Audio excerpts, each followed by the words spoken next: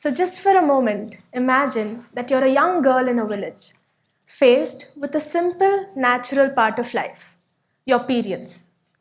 But instead of comfort, you're met with all these barriers, stigma, judgment, and a lack of resources. How do you cope? How does this experience shape your perspective on health, sustainability, and dignity? Hi, my name is Riddhi Javali. I am a 19-year-old student from Bengaluru, and I believe that change can start with a simple idea. Today, I'd like to share with you an idea that changed my life, and hopefully, it might spark a new perspective in you too. So, back in 2020, when the world was battling the deadly virus COVID 19, schools were shut, online classes were the new normal, and the world was in a lockdown. Just around this time, I came across an article that mentioned the Karnataka government's initiative, Suchi, which provided 10 sanitary napkins to government school girls every month, had come to a halt due to the lack of funds. So, this is the article. And this article kept me up at night. It made me wonder of all the struggles that these girls would be facing just to have access to a very basic need, especially in rural areas where periods are not something that is spoken of and is still considered a taboo. It also made me wonder if providing a pack of 10 pads every month really a long-term solution. I had a strong urge to bring this change in a sustainable way, in a way that would truly make a difference. Provide them with a solution that would last not just for days, but for years. The big question was, well, how? This question of how sparked the creation of Project Repeat. So, Project Repeat is a student run initiative that provides reusable cloth pad kits and educates the girls of rural areas on sustainable menstruation. The name Project Repeat reflects the recurring nature of periods and the reusable design of the cloth pads that we provide, which the girls can use every month during their periods. So, when I was contemplating the different sustainable menstrual practices that I could promote or talk about, the two that made it to the finals were menstrual cups and cloth pads. While both have their own advantages, the challenge was to create awareness, as many feared using cloth pads or did not know how to use menstrual cups. We had to find a way to introduce them to these sustainable possibilities. Introducing menstrual cups, however, while sustainable, it could feel intimidating and overwhelming, especially given the lack of conversations around menstruation in these communities. Because of which, the switch to cloth pads seemed more realistic and viable. So this is the cloth pad kit that we provide, and this is the cloth pad. So the girls find this very familiar because they're similar to disposable pads in terms of usability and feel.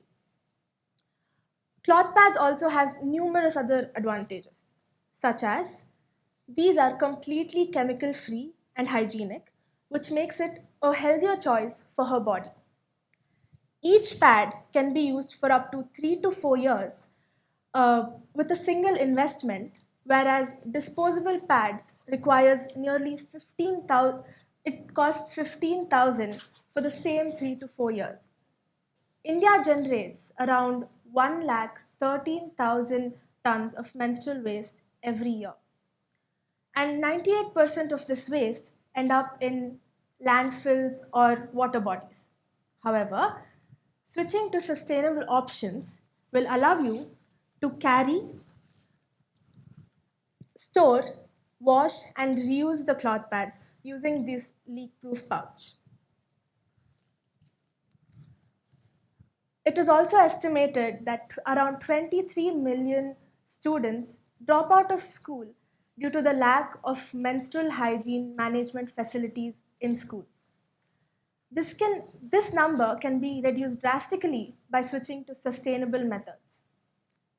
So the first challenge came to me when I had to find a way to source these cloth pads affordably. So I started reaching out to various other organizations in India that manufacture cloth pads until I came across GeoCare, a social organization based in Tamil Nadu. When I explained to them my idea, they were very supportive and even offered their cloth pad kits at a reduced cost. The next challenge came when I had to get in contact with these government schools. This was a really hard step. I started out by researching which government officials I can reach out to. I was hoping preferably someone in the education sector. And one day, I finally came in contact with Mr. Srinivas. When I told him my idea, I was expecting a lukewarm or even negative response. But to my pleasant surprise, Sir was very supportive and offered his help immediately. Then was the funding. Now, where do I get all the money to buy the cloth pads from? Initially, I purchased the first batch of cloth pads with my pocket money. When friends and family found out about my initiative, they offered their support. My school contributed too. And now, as of now, I have set up my online fundraiser which supports the initiative. With funding in place and partnership established, I felt unstoppable. That is until I met one of my biggest challenges, my age. When I started Project Repeat, I was only 15. A lot of people doubted my ability to drive an initiative, often dismissing my idea as unrealistic. But despite my age, I was deeply committed to being a part of this change and contribute to the change. So it was hard for me to make people understand that I could do it. But nevertheless, my passion and vision kept me going and helped me overcome the skepticism that came my way.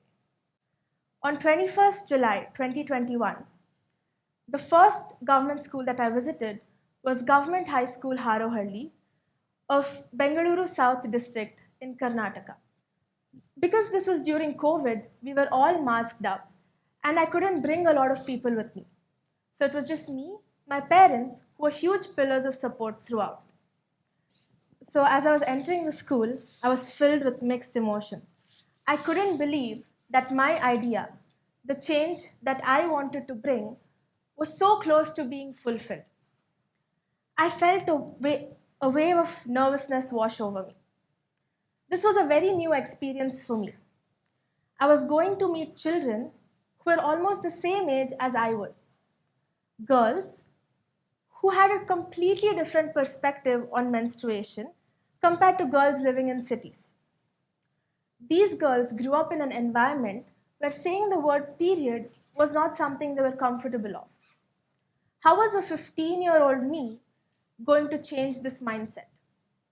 How was I going to make them understand that switching to sustainable methods would be good for you, your body, and the environment?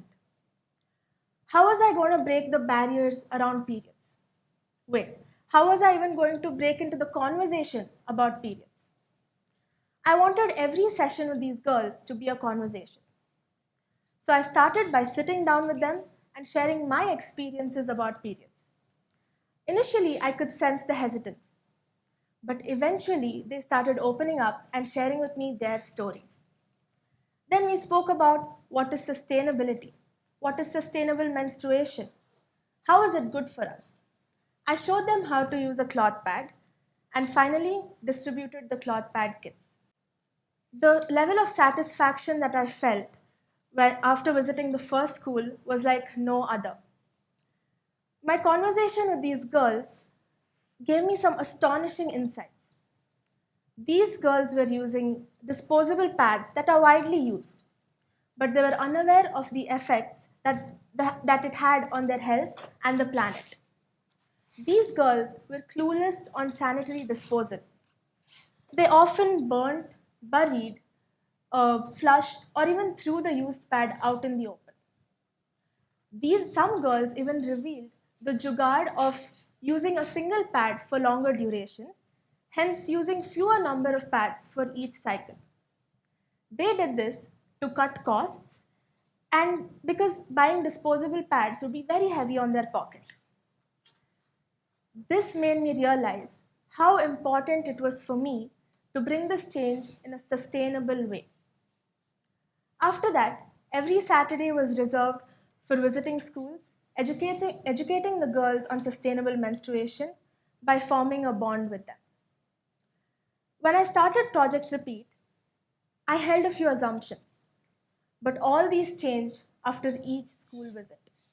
First, I assumed that government schools lack quality facility or support. But what I discovered was a vibrant and enthusiastic environment with teachers and students eager to learn. Second, I did not expect the level of support from government officials and teachers. They showed immense passion in my initiative, actively engaging and involving themselves throughout the project. This support made me push harder and harder and work to make this change possible. So far, I have visited 9 schools and connected with about 450 girls who now make a sustainable change every month. These girls are not only planet conscious, but they're also proactive about their health and well-being. Project Repeat started as a small spark, a small idea. But this spark made me understand how the simplest ideas, when followed with heart, can grow into something powerful enough to change lives. With my reflecting on my journey of Project Repeat, I hope you can see how much a small idea can grow into something huge. So if you have an idea that inspires you, hold on to it, believe in it, and take the first step. Because you never know how much a small spark how far it can ignite the light for so many who require it. Thank you.